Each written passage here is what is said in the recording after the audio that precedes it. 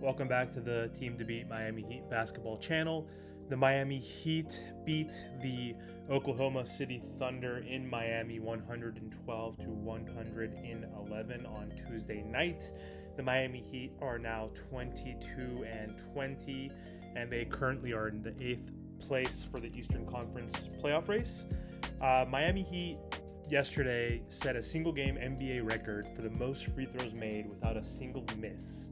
And the Miami Heat made 40 out of 40 free throws, which is just crazy, ridiculous that they got to the line that many times. And what is even more ridiculous is that the Heat only won by 1 point, so they needed every single one of those free throws in order to win this game. So the Miami Heat had another clutch NBA game. I think they're at 30 now.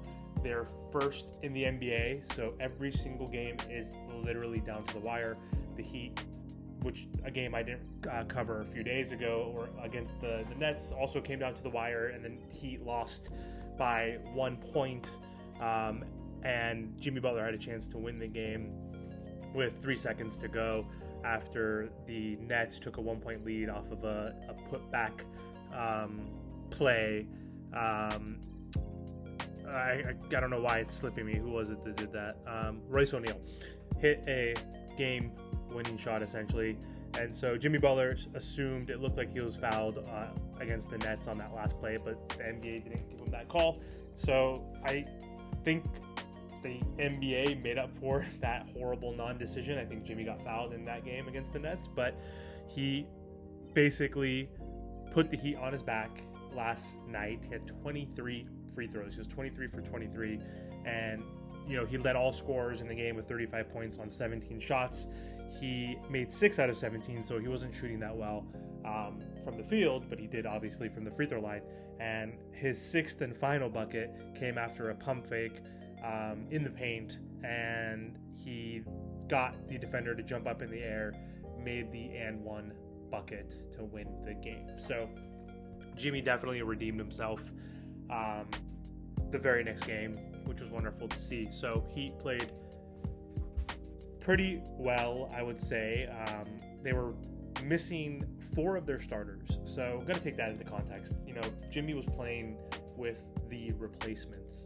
He was Keanu Reeves for this game. So the Heat were without Kyle Lowry, Bam Adebayo, Tyler Hero, and Caleb Martin, along with Omer Yurtseven and Nikola Jovic as well. So the Heat were playing with their scrubs. 4 undrafted players started the game.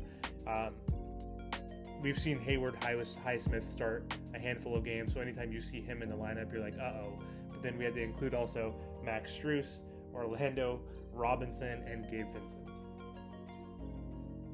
So, yeah, just happy that we were able to pull off a victory, even though it was against a struggling Thunder team. But Max Strus played really well, 22 points, 7 rebounds on 8 of 19 shooting with 4 threes. He's been doing really well in the last 9 games. He's been shooting above 40% from 3, which is what we've needed from him. Victor Oladipo also played amazing on both ends of the floor, 19 points, 4 rebounds with a pair of steals. Joel Kane got to play, had 12 points, which is a career high, and he was 3 of 6 from 3 with 5 boards and 3 assists. And Gabe Vincent, inefficient again, but contributed with 12 points, 4 rebounds, 4 assists, and a steal.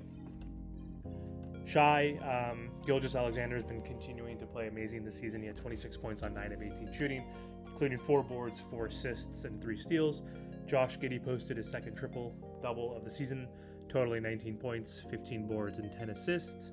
Kendrick Williams added 13. Jalen Williams had about 12 with 5 dimes, and Lou Dort had 11 with 9 rebounds. So Miami was fortunate to get those 40 free throws. Again, the foul-happy Thunder team basically saved the game for Miami. It was a more efficient first half for the Miami Heat. They led by 5 after 1 before the advantage got as big as to 11. So again, the Heat with a double-digit lead that they weren't able to hold on, which evaporated in the third quarter. The Thunder are one of the best teams in the third quarter, so I'm not surprised that they came back. But the Heat were able to withstand, and they were resilient.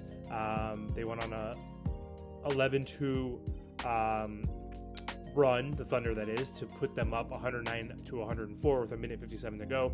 Butler was able to cut it 5 before Aaron Wiggins' two-handed slam made it 111 to 106. At that point, I thought the game was probably over, but a Victor Oladipo pull-up triple followed by a steal by Oladipo and a Butler and one finish was eventually the difference maker and helped top off and cap off this record-breaking performance by the Miami Heat. So fortunate to get that win.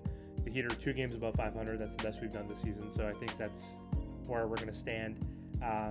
With that 2 games above 500, I don't think we're going to get to that 3 games above 500 because our schedule is going to be really, really tough moving forward. We have a big homestand, but we're playing the Bucks back-to-back, and then we're playing the Hawks, which we should win. Then we're playing the Pelicans, who've been really good, playing Luka and the Mavericks, the Pelicans again, then the Celtics. So I don't see any easy games there. So I don't know. I'm just hoping that he could get one of these victories against the Bucks. They usually play up against the better teams and they play down to the bad teams. So I think there are going to be 2 good games against the Bucks. I think we're going to play terribly against the Hawks, but we'll see. Hoping we can be competitive with the Pelicans. They're relatively young, so as long as Zion's out, I think, and Ingram has been banged up, might have a chance there. But if they're both playing, I think that's a loss too. So anyway, we'll see what happens. This is going to be a tough homestand. Hopefully that he can get a few of these games. Thanks again for watching the video. Don't forget to like, comment, and subscribe.